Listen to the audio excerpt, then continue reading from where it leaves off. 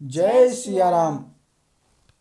बसहि नगर सुंदर नर नारी, जनु बहु मन सिज रति तनु धारी।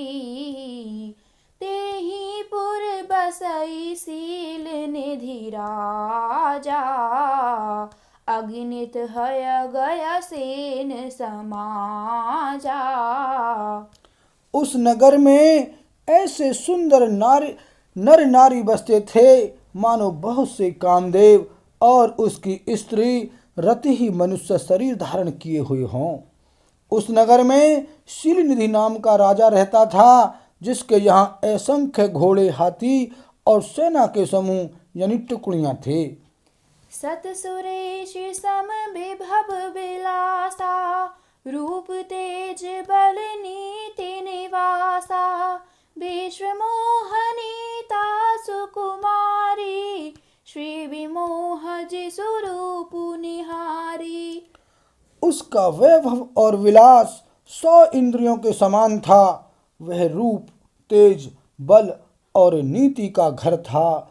उसके विश्व मोहिनी नाम की एक ऐसी रूपवती कन्या थी जिसके रूप को देखकर लक्ष्मी जी भी मोहित हो जाएं। सोई हरि माया सब गुण खानी, शोभाता सुखी जाई बखानी। करई स्वयंवर सोरप बाला, आए तह अगिनत महिपाला। वह सब गुणों की खान भगवान की माया ही थी। उसकी शोभा का वर्णन कैसे किया जा सकता है। वह राजकुमारी स्वयंवर करना चाहती थी, इससे वहां अगणित राजा आए हुए थे। मुनि कौतुकी नगर तेहि गयऊ, पुरबासिन सब पूछत भयऊ। सुनि सब चरित भूप ग्रह आए, करि पूजा नृप मुनि बैठाए। खिलवाड़ी मुनि नारद जी उस नगर में गए और नगर वासियों से उन्होंने सब हाल पूछा। सब समाचार सुनकर वे राजा के महल में आए। राजा ने पूजा करके मुनि को आसन पर बिठाया। आनी दिखाई नारदहि भूपति राजकुमारी। कहु नाथ गुण दोष सब, एहि के हृदय विचारी। सियापति राम जय जय राम, मेरे प्रभु राम सीताराम। मंगल भवन अमंगल हारी, द्रवहु सुदशरथ अजर बिहारी। सिया राम। फिर राजा ने राजकुमारी को लाकर नारद जी को दिखलाया और पूछा कि हे नाथ, आप अपने हृदय में विचार कर इसके सब गुण दोष कहिए। देखी रूप मुनि बिरति बिसारी, बड़ी बार लगी रहे निहारी। लक्षणता शुभिलो की भुलाने, हृदय हर्ष नहीं प्रगट बखाने। उसके रूप को देखकर मुनि वैराग्य भूल गए और बड़ी देर तक उसकी ओर देखते ही रह गए। उसके लक्षण देखकर मुनि अपने आप को भी भूल गए और हृदय में हर्षित हुए, पर प्रकट रूप में उन लक्षणों को नहीं कहा। जो एहि बरई अमर सोई होई, समर भूमि तेहि जीत न कोई। से वही सकल चराचर ताहि, बरई शील निधि कन्या जाहि।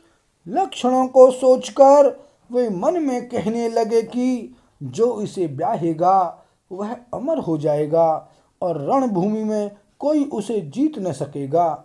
यह शील निधि की कन्या जिसको वरेगी, सब चर अचर जीव उसकी सेवा करेंगे।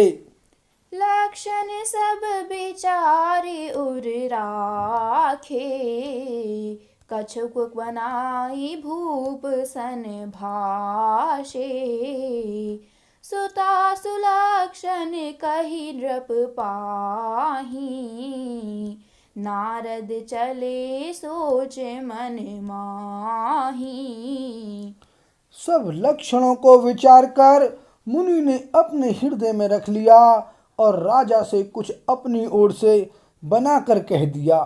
राजा से लड़की के सुलक्षण कहकर नारद जी चल दिए और उनके मन में यह चिंता थी कि करो जाई सोई जतन बिचारी जेहि प्रकार मोहि बरै कुमारी जप तप कछु ना होई तेहि काला हे विधि मिलई कवन विधि बाला। मैं जाकर सोच विचार कर अब वही उपाय करूं जिससे यह कन्या मुझे ही वरे।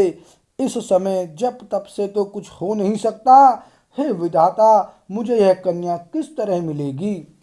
एहि अवसर चाहिए परम शोभा रूप विशाल जो बिलो की रीझे कुंवरी तब में लय जय माल। सियापति राम जय जय राम मेरे प्रभु राम सीता राम मंगल भवन अमंगल हारी द्रवहु सुदशरथ अजर बिहारी। सिया राम।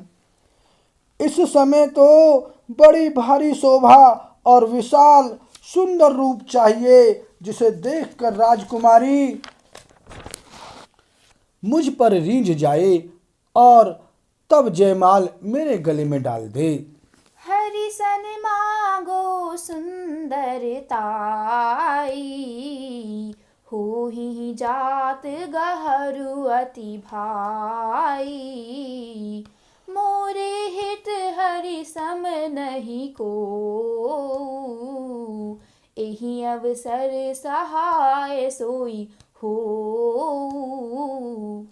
एक काम करूं कि भगवान से सुंदरता मांगूं, पर भाई उनके पास जाने में तो बहुत देर हो जाएगी। किंतु श्री हरि के समान मेरा हितु भी कोई नहीं है, इसलिए इस समय वे ही मेरे सहायक हों। बहुविधि विनय कीन्हि तेहि काला प्रगटेउ प्रभु कौतुकी कृपाला प्रभु बिलो की मुनि नयन जुड़ाने होई अहि काजु हियै हर्षाने। उस समय नारद जी ने भगवान की बहुत प्रकार से विनती की। तब लीला में कृपालु प्रभु वहीं प्रकट हो गए। स्वामी को देखकर नारद जी के नेत्र शीतल हो गए और वे मन में बड़े ही हर्षित हुए कि अब तो काम बन ही जाएगा।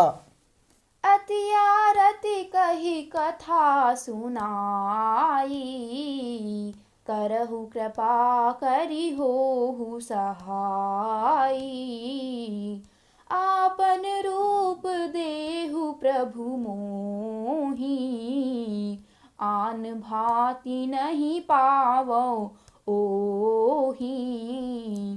नारद जी ने बहुत आर्त यानी दीन होकर सब कथा कह सुनाई और प्रार्थना की कि कृपा कीजिए और कृपा करके मेरे सहायक बनिए। हे प्रभु, आप अपना रूप मुझको दे दीजिए और किसी प्रकार मैं उस राजकन्या को नहीं पा सकता। जेहि विधिनाथ होई हित मोरा करहु सुबेगी दास मैं तोरा निज माया बलि देखी विशाला हिय हंसी बोले दीन दयाला। हे नाथ, जिस तरह मेरा हित हो आप वही शीघ्र कीजिए। मैं आपका दास हूँ। अपनी माया का विशाल बल देख दीन दयालु भगवान मन ही मन हंसकर बोले, जेहि विधि होई ही परम हित नारद सुनहु तुम्हारा सोई हम करब नान कछु बचन नम्रशा हमार। सियापति राम जय जय राम मेरे प्रभु राम सीताराम।